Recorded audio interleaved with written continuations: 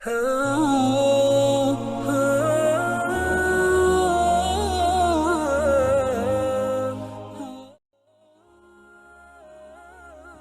بادشاہ کی بیوی بہت ہی خوبصورت تھی اور بادشاہ اس سے بہت زیادہ پیار کرتا تھا۔ جب ان کے ہاں بیٹی پیدا ہوئی تو بیٹی کی پیدائش کے بعد بادشاہ کی بیوی کا انتقال ہو گیا۔ بیوی کے انتقال کی خبر بادشاہ پر بجلی بن کر گری اور پھر وہ ہر وقت افسردہ رہنے لگا۔ بیوی کی وفات کے بعد وہ زیادہ تر شراب کے نشے میں ڈوبا رہا اور باقی وقت خوبصورت کنیزوں کی صحبت میں گزار دیتا۔ وہ شراب کے نشے میں اتنا غرق ہو گیا کہ اسے اپنی بیٹی کی خبر تک نہ رہی، جو کہ اب تک محل کے ملازموں کے ہاتھوں پرورش پا رہی تھی۔ وقت گزرتا گیا اور بادشاہ کی بیٹی 16 سال کی ایک خوبصورت دوشیزہ بن گئی۔ بادشاہ کی بیٹی بالکل اپنی ماں جیسی تھی۔ ایک دن بادشاہ کی نظر اس پر پڑی تو وہ چونک گیا اور کافی دیر تک اپنی بیٹی کو دیکھتا رہا، جو جوان ہو کر بالکل اپنی ماں کی ہم شکل نکلی تھی۔ بادشاہ چونکہ شراب کے نشے میں ڈوب کر اچھے برے کی پہچان بھول چکا تھا، اس لیے اس کا دل اپنی ہی بیٹی پر آ گیا۔ اس نے سوچا اب جو بھی ہو اس سے شادی ضرور کروں گا، لیکن کیسے؟ یہ بات اس کو پریشان کر رہی تھی۔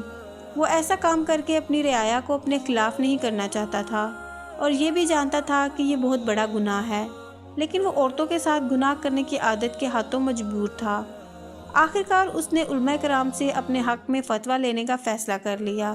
اس نے سوچا کہ وہ کسی عالم کو سونے چاندی کا لالچ دے کر اپنے حق میں فیصلہ کروا لے گا اور پھر اپنی بیٹی سے شادی رچا لے گا، اور اس طرح گناہ بھی فتویٰ دینے والے کے سر چڑھ جائے گا۔ بادشاہ نے ایک عالم دین کو بلوا کر کہا کہ میں اپنی بیٹی سے شادی کرنا چاہتا ہوں، کیا یہ جائز ہے؟ عالم نے کہا نہیں، ہرگز نہیں، یہ بہت بڑا گناہ ہے۔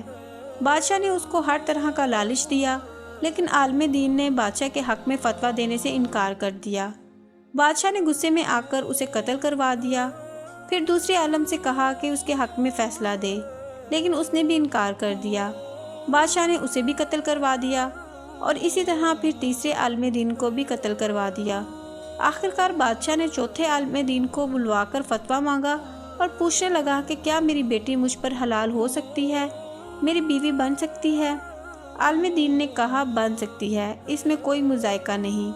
بادشاہ یہ سن کر بہت حیران ہوا اور پوچھا کہ وہ کیسے؟ عالم دین نے بادشاہ کی آنکھوں میں دیکھ کر کہا، اے بادشاہ، اللہ تعالیٰ کے نبی کا فرمان ہے کہ جب تم حیا نہ کرو تو پھر چاہے جو مرضی کرو۔ جب تم نے بے حیا بن کر سوچ ہی لیا ہے تو تم پر سب کچھ جائز ہے، کیونکہ تم بے حیا بن چکے ہو۔ اتنا سننا تھا کہ بادشاہ کو اپنی غلطی کا احساس ہوا اور وہ رونے لگ گیا اور اپنے گناہوں کی معافی مانگنے لگ گیا۔ اس دن کے بعد بادشاہ نے اپنے گناہوں سے سچی توبہ کر لی۔